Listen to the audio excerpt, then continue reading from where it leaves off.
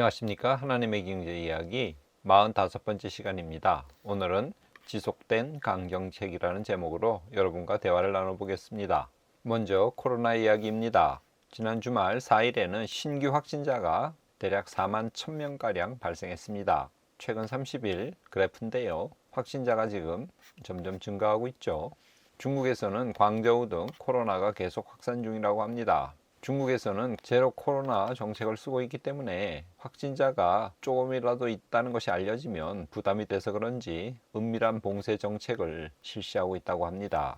어느 곳을 전면적으로 봉쇄한다는 발표 없이 암암리에 봉쇄 정책을 수행하고 있다는 것입니다. 우리나라 올겨울 코로나 환자 발생 정점이 하루 20만 명에 이를 수도 있다는 예상이 나오고 있습니다. 정부는 그러나 7차 유행이 시작될지 안 될지에 대해서는 판단에 신중을 기하고 있습니다. 11월 8일이 미국 중간선거입니다. 이 선거를 앞두고 공화당 내에서 이제 더 이상 우크라이나 지원 그쳐야 된다는 여론이 확산되고 있습니다. 미국의 경제적 부담이 너무 크다는 거죠. 일반 국민을 대상으로 한 여론조사에서도 응답자의 30%가 미국이 우크라이나를 돕기 위해서 너무 많은 비용을 지출하고 있다고 대답했습니다. 3월 초에는 이렇게 대답한 사람이 6%에 지나지 않았습니다. 점점 미국 국민들도 비용 문제에 부담을 느끼고 있습니다. 부동산 이야기입니다. 서울 동남권 강남, 서초, 송파, 강동구 우리나라 대표적인 시장이죠. 이곳에서도 매매 심리가 잔뜩 가라앉아서 집을 내놔도 현재 잘 팔리지 않는다고 합니다. 유로존 10월 인플레이션 10.7%에 달했습니다. 이 수치는 1997년 기록 작성 이후 최대치입니다. 우리나라도 인플레이션이 심하죠. 지금 소비자 물가 추이를 보면 7월 달에 6.3%로 정점을 찍고 조금 하락하다가 다시 오르고 있습니다. 10월 물가 5.7%로 발표되었습니다. 기관 투자자들로부터 최고의 포트폴리오 전략가라고 선정된 바 있는 마이클 윌슨은 이번 랠리가 S&P 500 기준으로 4,000에서 4,150까지 갈 수 있다는 전망을 내놨습니다. 마이클 윌슨의 이러한 전망은 그러나 11월 2일 FOMC 회의에서 일단은 힘을 잃었습니다. FOMC 회의에서 연준 의장 파월은 물가 오름세 여전히 지속되고 있다면서 매파적 행보를 지속해 갔습니다. 파월은 이날 적절한 금리 수준에 도달했다고 판단하기에는 아직 갈 길이 제법 멀다고 생각한다고 말했고요. 이전 예상보다 최종 금리 수준은 더 높아질 것이라고 언급했습니다. 시장은 이제 고강도의 금리 인상을 좀 늦춰서 완화 기조로 돌아서지 않을까 기대를 했었는데 그 기대가 이번 회의에서 산산조각 났습니다. 그래서 시장은 현재 연준의 최고 금리 수준 내년에 5% 또는 최고 5.5%까지 갈 것이라고 높여 잡았습니다. 중국이 제로 코로나 정책을 완화할지도 모른다는 기대감이 시장에 퍼지고 있습니다. 그래서 중국 증시가 오르고 있죠. 홍콩 증시도 같이 올랐습니다. 이에 우리나라 코스피도 기대감에 이번 주 상당히 올랐습니다.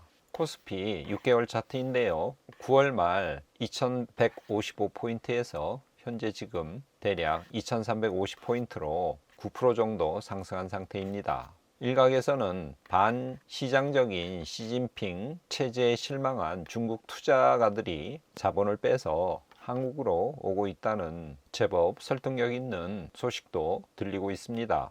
중국의 제로 코로나 정책을 완화 그리고 중국 자본이 한국으로 넘어오는 것 등등해서 최근 코스피 지수는 미국 주식에 비해서 견조세를 유지하고 있습니다. 이제는 바닥을 다지고 있는 중 아닌가 하는 희망 섞인 바람을 해봅니다. 이번 주 S&P 주간 차트입니다. 3일에 FOMC 회의가 있으면서 주가가 급락했죠. 한 주 약 3%가량 하락했습니다. 올 초부터 보면 지금 21% 하락한 상태입니다.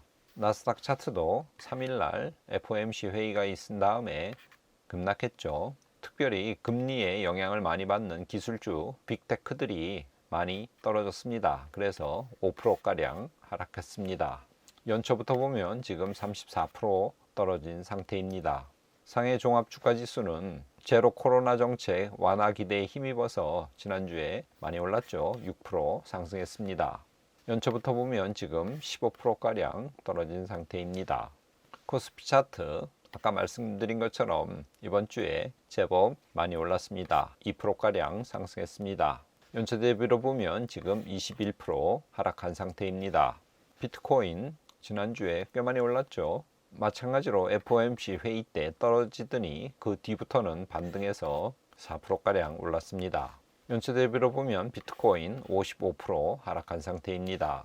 미 2년물 국채금리 6개월 차트입니다. 연준이 금리를 0.75% 올리면서 2년물 국채금리도 지금 10월 하순에 정고점을 뚫고 4.65%까지 올랐습니다. 미 10년물 국채금리 6개월 차트입니다. 마찬가지로 FOMC 회의 영향으로 최근 다시 오르고 있죠. 4.16%에 이르고 있습니다. 금 가격 주간 차트입니다. 지난주에 상당히 많이 올랐죠. 온스당 1630불에서 1670불대까지 올랐습니다. 금이 이렇게 많이 오른 데는 지금 최근 세계 중앙은행들이 금을 사모으고 있다고 합니다. 3분기에 금 400톤을 순매수했습니다. 이 400톤은 지난해 같은 기간에 대비해서 4배나 급증한 양입니다. 지금 인플레이션이 심하기 때문에 은행들이 최후의 안전자산인 금을 사모으고 있는 것 아닌가 생각해 볼 수 있습니다. 텍사스 원유 주간 차트입니다. 최근 다시 오르고 있습니다. 지난주에는 배럴당 90불을 넘겼습니다. 중국이 제로 코로나 정책을 완화한다는 소식에 그러면 원유 수요가 늘어날 것이라고 예상한 탓인지 원유 가격이 많이 상승했습니다. 미국 달러 인덱스 6개월 차트입니다. 중국의 제로 코로나 정책 완화 기대감에 지금 위안화가 강세로 돌아섰습니다. 그 탓인지 달러 인덱스는 최근 조금 꺾였습니다. 하나님의 경제 이야기 이번 주는 지속된 강경책이라고 제목을 정해봤습니다. 2일 FOMC 회의에서 금리를 75bp 인상했습니다. 그래서 기준금리 상단이 지금 4%대에 이르렀습니다. 이날 파월은 금리 인상 중단을 생각하지 않고 있고 최종 금리는 9월 회의 때 예상했던 것보다 더 높아야 할 것이다 라고 발언을 했습니다. 이에 주가는 급락했습니다. 3일날 영국 75bp 금리를 인상했습니다. 이 75bp는 1989년에 최대 폭의 인상입니다. 미국 4일 10월 비농업 일자리 수가 발표되었습니다. 시장은 20만 개 내외를 예상했는데 그보다 훨씬 많은 26만 1000개로 집계되었습니다. 10월 실업률도 발표되었는데요. 시장은 3.6% 정도 생각했는데 3.7%로 약간 실업률이 생각보다 높아졌습니다. 참고로 9월은 실업률이 3.5%였습니다. 일자리 수가 늘었다는 것은 시장이 안 좋죠. 연준이 계속 긴축을 지속할 수밖에 없다는 뜻입니다.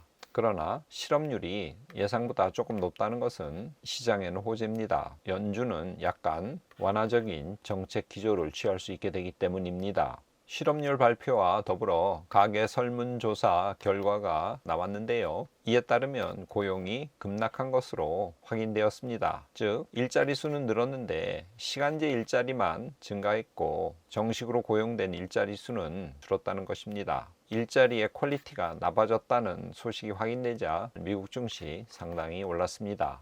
이번 주 화요일 미국 중간 선거가 있습니다. 여기서 어느 당이 이기느냐에 따라 우크라이나 전쟁에 큰 영향을 미치게 될 것 같습니다. 만일 공화당이 다수가 되면 상당한 변화가 있을 듯 합니다. 중국의 제로 코로나 정책 완화 낌새에 증시는 주말로 가면서 상승했고요. 유가도 수요가 늘 거라는 예상에 같이 올랐습니다.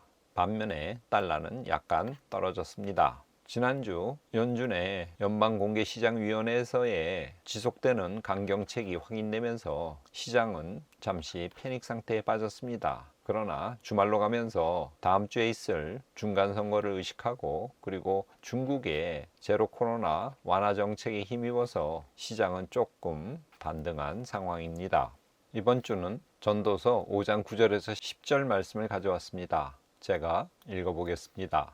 땅의 소산들은 모든 사람을 위하여 있나니 은을 사랑하는 자는 은으로 만족하지 못하고 풍요를 사랑하는 자는 소득으로 만족하지 아니하나니 이것도 헛되도다. 땅에서 나는 모든 것들이 모든의 방조점을 찍어야겠죠. 모든 사람들을 위해서 있다는 말씀은 우리로 하여금 많은 것을 생각하게 만듭니다. 나누려는 생각 없이 부와 풍요 그 자체를 사랑하고 거기에 탐닉하는 사람은 만족을 얻지 못할 것이라고 성경은 말하고 있습니다. 어쩌면 만족이 없는 그 삶 자체가 형벌일 수도 있습니다. 그래서 전도서 기자는 이것도 헛되도다 라고 고백하고 있습니다. 물질은 축적을 위해서 존재하는 것이 아니라 모든 사람을 위하여 있다는 말씀, 즉 나누어야 한다는 이 사실을 잊지 않는 한 주가 되시기를 바랍니다. 오늘은 이것으로 마치겠습니다. 감사합니다.